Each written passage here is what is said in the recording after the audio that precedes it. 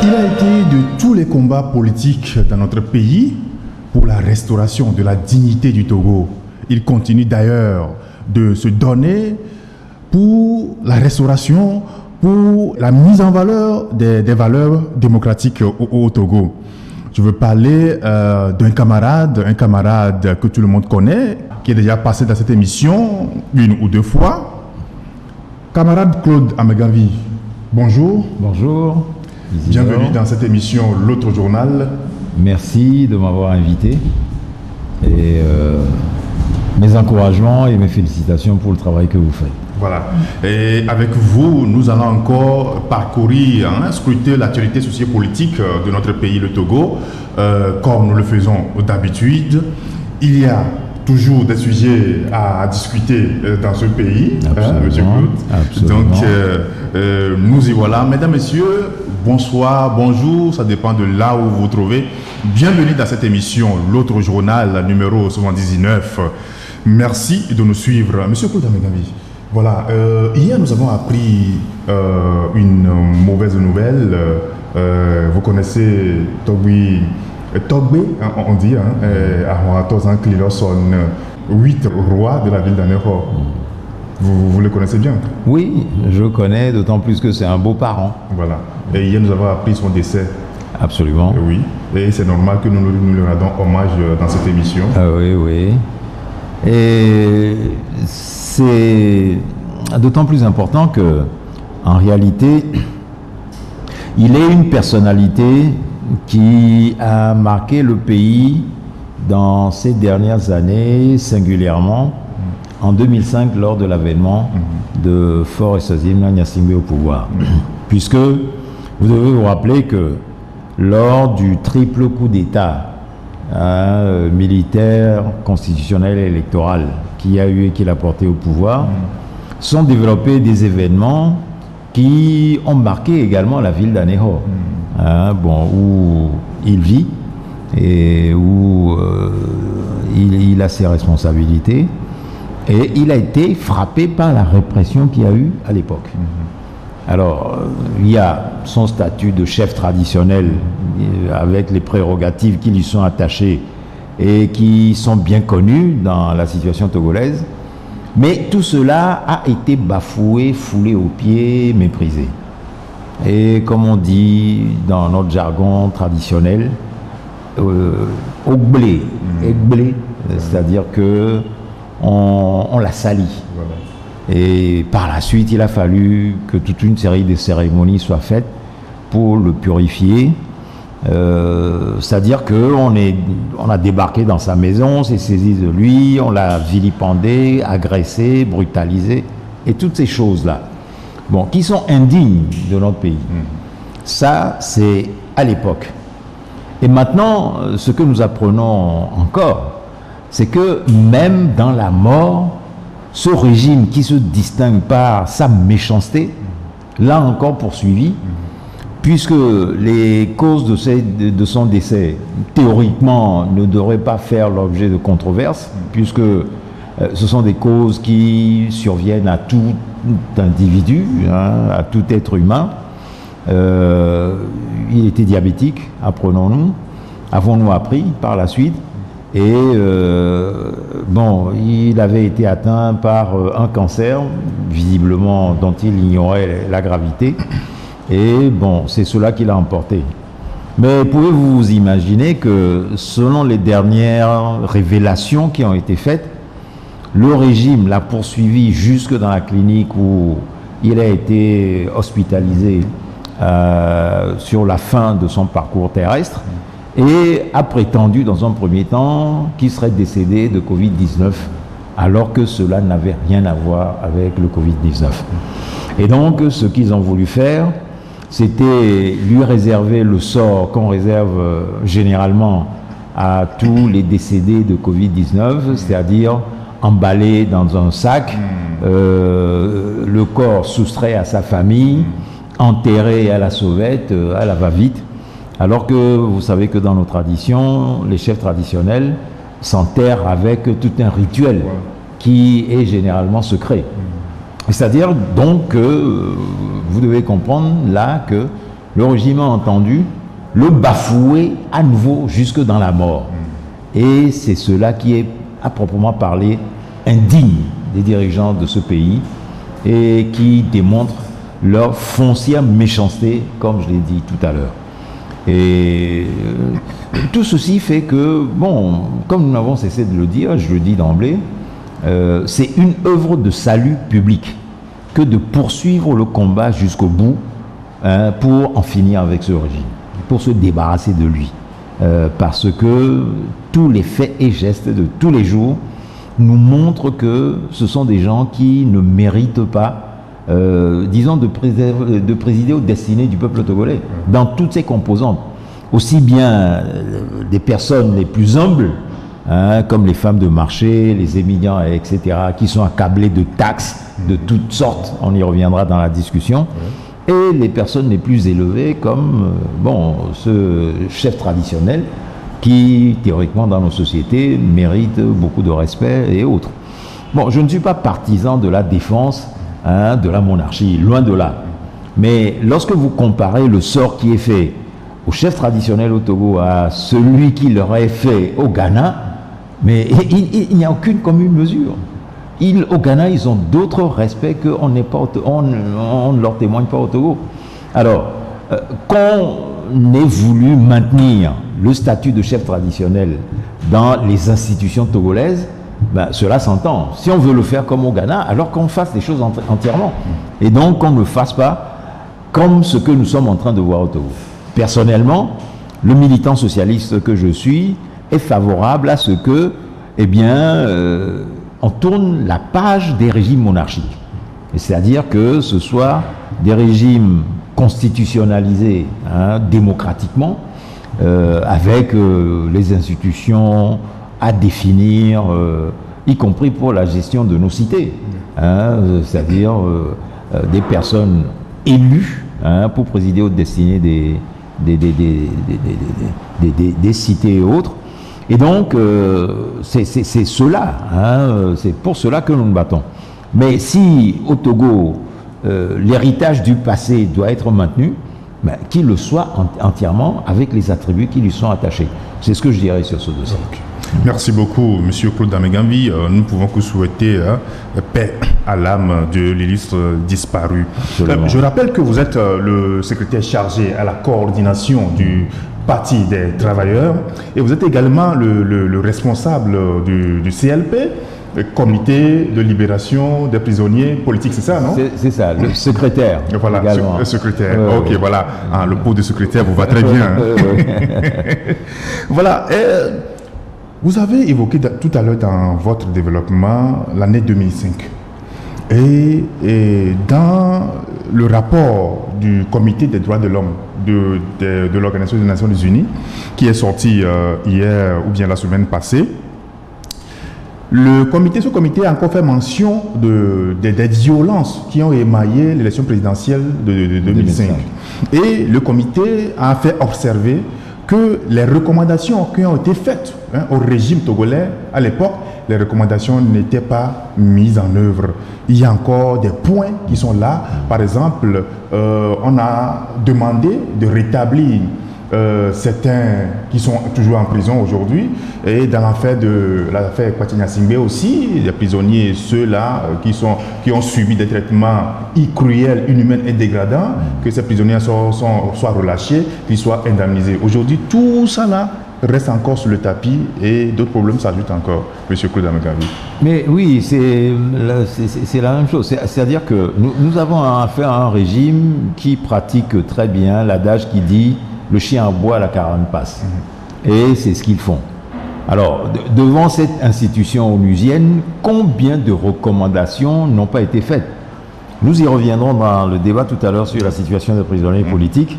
Pour l'un d'entre eux en particulier, Goma Abdulaziz, dont le cas a été porté au niveau du comité des droits de l'homme de l'ONU, des recommandations expresses ont été faites en ce qui concerne sa libération et également la fermeture de la prison civile de Lomé, qui est un centre de détention inapproprié qui ne répond pas aux standards internationaux. Je rappelle que c'est depuis 2019 que le comité a ordonné cela. Voilà, a fait cette recommandation. qui est une prison surpeuplée, qui n'est pas construite selon les normes modernes des prisons, mais le régime n'en a cure. Et il maintient la prison civile de Lomé dans sa surpopulation carcérale. Et il y a d'autres centres de détention comme dans les gendarmeries ou au camp GIPN d'Aguelo-Gopé, dont disons la situation des prisonniers politiques dont nous avons été saisis dans la dernière période nous a permis de connaître l'existence. Nous ne savions pas jusque-là que des personnes étaient détenues sur le long cours dans ces centres de détention qui ne sont pas des centres de détention réguliers. Et ce qui s'y pratique, mais c'est une torture mais absolument terrible. De prévenus, des gens qui sont des gens innocents, qui n'ont rien fait d'autre que... qui n'ont rien fait pour certains. Rien du tout. Et tout simplement parce que l'un d'entre eux était parti, avait commandé une porte en aluminium chez une de ses connaissances, qui est menuisier en aluminium. Et le jour, il est parti prendre livraison de la porte qu'il avait commandée et qu'il allait payer, il tombe sur un incident où il voit des gendarmes arriver et arrêter le menuisier en aluminium en question. Ils arrêtent le menuisier et ils le prennent aussi. Et cette personne est en prison depuis 2 ans. Simplement parce qu'il est parti prendre livraison d'une porte qu'il a commandée alors qu'il n'a rien à voir avec quoi que ce soit. Autant peut-être le menuisier en aluminium, on peut dire que il figurait sur une plateforme WhatsApp où des militants et des sympathisants proches du PNP échanger des informations sur le combat politique à mener pour l'alternance au Togo. Et donc, à ce titre, on peut avoir l'esprit, comme on le comprend maintenant, que de ce fait, ils sont visés par la répression du régime de Faure Gnassingbé, ce qui n'a même pas lieu d'être, puisque la Constitution garantit les libertés politiques pour tout citoyen au Togo. Et donc, dans cette situation-là, vous vous demandez dans quoi on est. Alors, ça, c'est la première chose par rapport au caractère, mais à proprement parler, grotesque de certaines accusations ou de certains chefs ou de certaines procédures qui sont engagées contre des citoyens vivant librement jusque-là dans le pays. Mais ce qui est le plus étonnant, c'est le rôle de notre justice qui est totalement instrumentalisé et totalement inféodé au pouvoir politique à la botte duquel il se trouve, mais de manière complète. Alors que les dispositions, aussi bien de notre code pénal et de notre constitution, et de tous les instruments internationaux ratifiés par l'État togolais, mais indiquent que un prisonnier qui est pris pour des faits politiques ou même qui a été torturé pour lui arracher des aveux dans le processus de sa condamnation et tout, mais doit être libéré parce qu'il doit être libéré de toutes les charges qui sont portées contre lui. Les textes sont là, on ne les applique pas et on fait autre chose. Et nos juges cautionnent ce genre de choses. Donc vous voyez que le pays fonctionne la tête sur les pieds et tout est à l'avenant.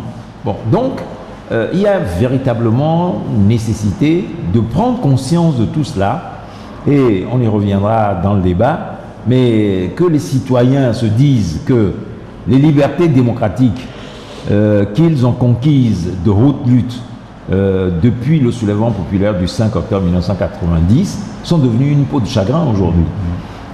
Elles sont d'autant plus en danger actuellement qu'on saisit l'occasion de la survenue de cette pandémie du coronavirus Covid-19, mais pour les piétiner, mais alors là, de manière définitive. Justement, M. Claude, j'allais vous poser la question. Dans quelles conditions se trouvent aujourd'hui ces prisonniers que vous suivez? Mais ces prisonniers sont dans des états lamentables. C'est-à-dire que les 3/4 d'entre eux, sinon la totalité, sont malades. Tous, ils sont malades. Actuellement, il y en a même un au cabanon du CHU Tocoin, Ouais. mais qui, aux informations que nous avons eues hier, est totalement inconscient sur son lit d'hôpital, auquel ils sont enchaînés quotidiennement, menottés quotidiennement. L'un d'entre eux est dans un processus, entre dans un processus de démence, c'est-à-dire qu'il est en train de devenir fou. Et donc, ce qui est envisagé aujourd'hui, c'est de lui faire, disons, les examens psychiatriques appropriés pour qu'il soit évacué sur l'hôpital psychiatrique de Zébé. Hein, un monsieur qui est père de 3 enfants et qui n'a pas fait grand-chose, un jeune homme. Lorsque vous le voyez, ce garçon-là, vous lui direz, mais c'est un adolescent. Et pourtant, c'est une personne âgée qui a eu 3 enfants et qui est traitée de la sorte. Alors, la plupart d'entre eux sont de simples gens. Vous avez des menuisiers, vous avez des mécaniciens, vous avez, bon, des gens qui exercent des métiers d'artisans, hein, ou des petits métiers, mais qui survivent avec ça. Et qui ont des familles.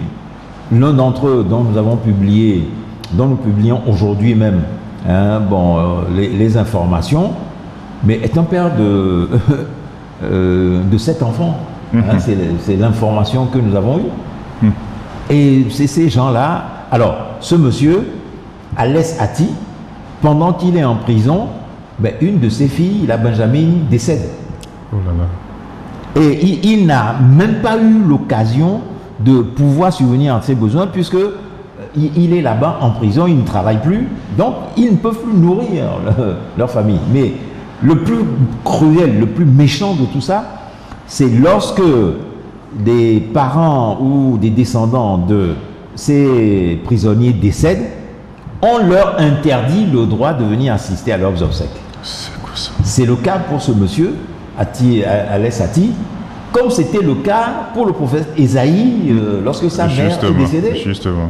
Et des demandes ont été adressées en bonne et due forme par leurs avocats aux magistrats qui ont refusé de faire droit. Et cela se fait couramment.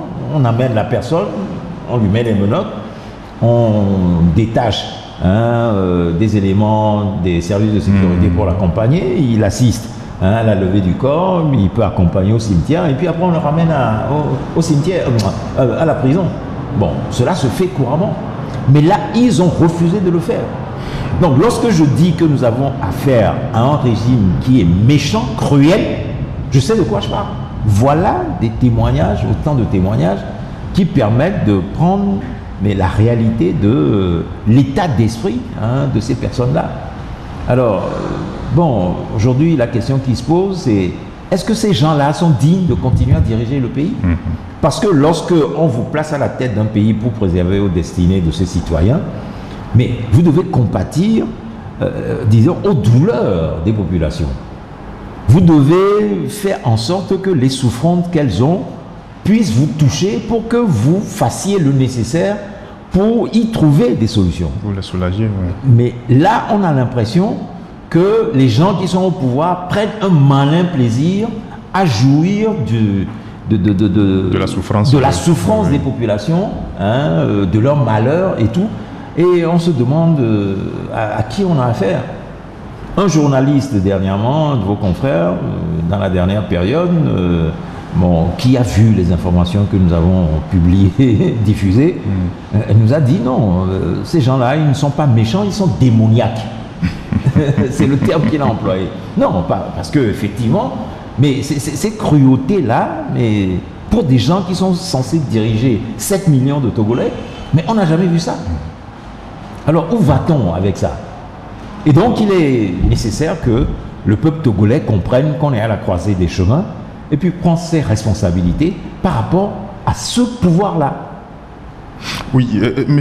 Claude Ameganvi, je rappelle que vous êtes le secrétaire du CLP, Comité de libération des prisonniers politiques, de tous les prisonniers politiques, et puis secrétaire chargé à la coordination du Parti des travailleurs.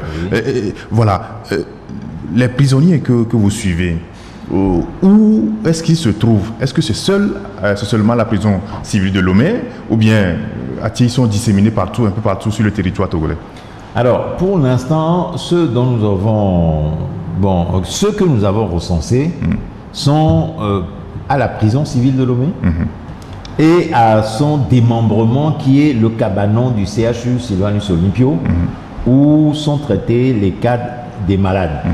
C'est là depuis toujours où ils sont gardés. Ensuite, il y a un autre lot de prisonniers qui sont détenus à l'ancienne direction de la gendarmerie nationale qui est en face de la BIDC, c'est-à-dire le grand immeuble de la CEDEAO qui se trouve au centre de Lomé, à côté de la Boade, de ce grand immeuble de la Boade également. Et ceux qui sont dans cette gendarmerie, à la limite, on aurait pu dire au début qu'ils sont dans un meilleur lot, mais en réalité, leur situation est la pire. Parce que dans ce camp de gendarmerie, il y a une villa où sont enfermés 60 prisonniers politiques et une dizaine d'autres prisonniers qui sont, me semble-t-il, des prisonniers de droit commun. Alors, l'impression qu'on a, c'est que toutes ces personnes sont des prévenus. C'est-à-dire qu'ils ont été arrêtés pour différents motifs et leurs dossiers sont en cours d'instruction auprès des magistrats et ils sont donc là en détention préventive. Mais la particularité de cette villa, c'est manifestement, d'après les témoignages que nous avons reçus, est qu'elle n'aurait pas de fenêtre. Et donc les gens vivent dans le noir absolu tous les jours. Et la conséquence pour l'écrasante majorité d'entre eux, c'est qu'ils commencent à souffrir de maux d'yeux. Et lorsque on les emmène à la lumière, par exemple, lorsqu'ils sont malades et qu'on doit les sortir pour les emmener dans les hôpitaux ou passer des visites médicales, ils sont éblouis par la lumière et leur vue se dégrade. Certains d'entre eux, pour la plupart, ont perdu la vue et ils ont ces maux d'yeux-là de manière permanente. Nombre d'entre eux n'avaient pas des affections cardiovasculaires avant, mais ils sont tous atteints d'hypertension artérielle, de diabète et toute autre maladie de la sorte, de maladie du cœur et des conséquences de leur torture. Parce qu'il faut savoir par exemple que lorsqu'ils ont été arrêtés, pour les faire parler, on les a sauvagement torturés. Notamment, on leur a appliqué une torture absolument cruelle qu'on appelle la falanga. Oui, ça veut dire. Où les gens sont attachés, les bras et les pieds ensemble, mis dans une situation où ils ne peuvent pas se débattre. Et on prend des matraques pour leur infliger des coups sur la plante des pieds. C'est vraiment cruel. Oui, des coups très forts sur la plante des pieds. Alors, la conséquence de ça, c'est connu, parce que ce type de torture est connu, décrit par des spécialistes, et les conséquences qui s'en suivent pour ceux à qui elles sont infligées aussi sont connues. C'est-à-dire que les gens finissent paralysés et ne peuvent plus marcher.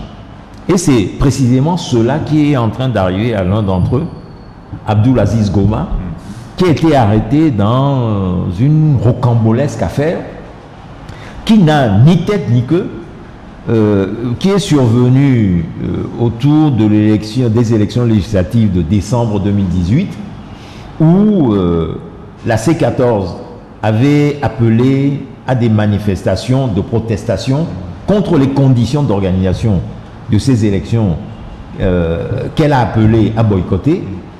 Et donc, dans ce cadre, certains militants proches du PNP y ont participé et ont fait venir de leurs amis, des parents du Ghana pour y participer, qui sont des Togolais comme eux, mais qui sont partis résider au Ghana.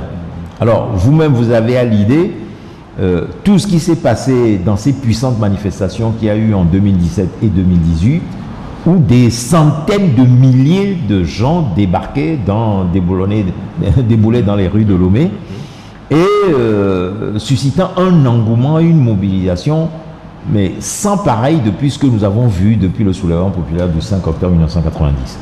Moi, j'ai suivi beaucoup de processus depuis les 30 ans qui nous séparent de ce 31 ans maintenant, pour octobre 90, oui, de cet événement. Mais j'avoue avoir été surpris et agréablement surpris par l'ampleur des manifestations qu'il y a eu en 2017-2018. Eh bien, cet engouement-là a touché des Togolais qui sont dans les pays voisins et naturellement, ils sont venus, certains spontanément, d'autres appelés par leurs frères pour venir y participer. Et ça, c'est considéré comme, par le gouvernement togolais, le régime de Faure Gnassingbé, comme un crime. C'est tout. Et donc, ces personnes sont arrivées à Lomé pour participer à ces manifestations. Et un groupe d'entre eux, lorsqu'il est arrivé, n'a pas pu trouver l'hôte qui les avait invités à venir, qui était certainement commerçant ou quelque chose comme ça, mobilisé par une urgence, et donc il n'a pas pu les accueillir.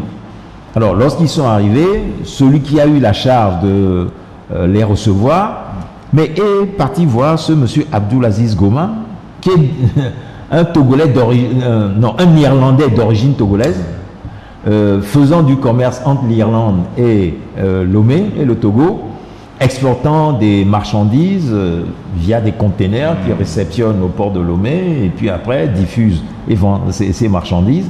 Et comme c'est un monsieur qui a quelques petits moyens, eh bien on a été le voir pour lui demander de bien vouloir prendre en charge ses frères qui sont venus du Ghana et qui n'ont pas trouvé leur hôte. Ce qu'il a accepté bien volontiers de faire, alors qu'il n'avait rien à voir avec les manifestations en préparation. Il ne savait même pas qu'ils étaient venus pour un objet de manifestation. Lui, en plus, comme je vous le dis, c'est un commerçant, il n'était pas du tout dans la politique. Il reçoit les gens, les héberge, je crois, pendant 1 ou 2 jours. Ensuite, l'hôte qui devait accueillir les gens est revenu et les personnes sont parties chez lui. Et ce monsieur est venu le remercier d'avoir été aussi généreux vis-à-vis de ses frères. Et l'affaire s'en est arrêtée là. Et donc la page a été tournée, lui, il a oublié. Et donc il revenait un soir d'un dîner avec son chauffeur et des amis, lorsque dans sa propre voiture, puisque au Togo il a un véhicule avec lequel il fait ses courses à Lomé, lorsque un camion, non, une voiture le sert, des gens en sortent en civil, se jettent sur eux, sans rien leur demander, les sortent du véhicule et commencent à les rouer de coups. À proprement parler. Les tapent, mais de la manière la plus bestiale qui puisse y être, et puis finissent par les menotter et les jeter dans leur voiture à eux qu'ils avaient emmenés. Ensuite, ils prennent possession du véhicule dans lequel ils étaient, ils partent avec, direction le Skrik, à Agoué, Kakavili. Et là, le même traitement qui leur a été infligé au moment de leur arrestation leur a infligé. C'est-à-dire que ces personnes, pour beaucoup, ont été battues jusqu'à ce que certains d'entre eux s'évanouissent. Et finalement, qu'est-ce qu'on a fait? On les a relevés, on les a menottés, pour certains attachés à des arbres, pour d'autres attachés à des voitures, pour d'autres attachés à des objets métalliques qu'il y avait là. Et ils sont restés là le soir, depuis les environs de 21h, 22h, jusqu'au petit matin. Et au petit matin, on les a détachés pour les emmener ailleurs, mais c'était sous le plein soleil.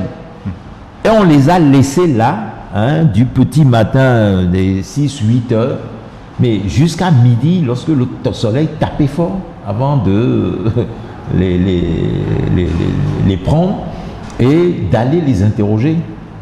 Et c'est à ce moment-là seulement que les gens savaient qu'ils avaient affaire à des gendarmes qui leur reprochaient d'avoir accueilli des Togolais qui étaient venus participer à une manifestation, alors que ce monsieur, jusque-là, n'en savait rien, ne savait même pas que c'était pour une manifestation que les gens étaient venus. Et voilà ce monsieur dont la vie bascule. Il était marié, père de famille, il avait une famille en Irlande et tout. Alors, nous nous sommes posé la question de savoir si les autorités irlandaises n'ont pas pu intervenir dans ce dossier, mais certainement qu'ils sont intervenus. Mais vous savez que le gouvernement togolais au moment où il y a eu toutes ces affaires, a mis en avant des accusations de terrorisme pour mettre tout le monde à l'écart. Parce qu'au-delà de cette affaire Abdulaziz Goma, il y avait celle de Tigre Révolution, qui est de la même veine. C'est-à-dire que, en gros, le phénomène Tigre Révolution est encore plus, comment dire, cynique, plus crapuleux que l'affaire Abdulaziz Goma. Pour la simple raison que il y a un fameux monsieur qui s'appelle Master Tiger, qui est à l'origine du malheur de tous ceux qui sont pris dans ce dossier actuellement. Mais ce monsieur Master Tiger, manifestement, est un indicateur de la police qui a été travaillé exprès pour piéger un certain nombre d'innocents, leur créer des problèmes pour qu'on les arrête, pour qu'on monte une grossière affaire de terrorisme, de manière à dissuader des Togolais de contester le régime. Et en particulier la communauté Tem, liée donc à Tchadam Tipi. Voilà tout le tableau. Pour que les gens se disent, attention, si vous voulez manifester contre le régime, il risque de vous arriver ce qui est arrivé à ceux de Tigre Révolution, à ceux du groupe Abdulaziz Goma, etc. Parce que tout ce que nous avons vu jusqu'à maintenant, il n'y a rien de tangible dans les accusations qui sont portées contre eux. Au niveau des faits, lorsque vous écoutez les faits pour lesquels les gens ont été arrêtés, vous dites mais c'est pas possible. Dans quel pays on est pour que des choses de ce genre puissent se passer? Et donc voilà à quoi nous en sommes réduits. Et il faut savoir d'ores et déjà que dans le lot de ceux qui ont été arrêtés, il est question de 9 à 10 personnes qui seraient déjà décédées dans les conditions de la torture qui leur a été infligée. Mais nous avons aujourd'hui réussi à en documenter de manière officielle 5 formellement et nous sommes en train de poursuivre les investigations pour connaître les cas des autres dont nous n'avons pas encore les noms. Mais ce que je puis vous dire, c'est que, comme je vous l'ai dit tout à l'heure, mais ceux qui sont, parmi ceux qui sont au Cabanon, il y en a un en particulier dont l'état est extrêmement critique.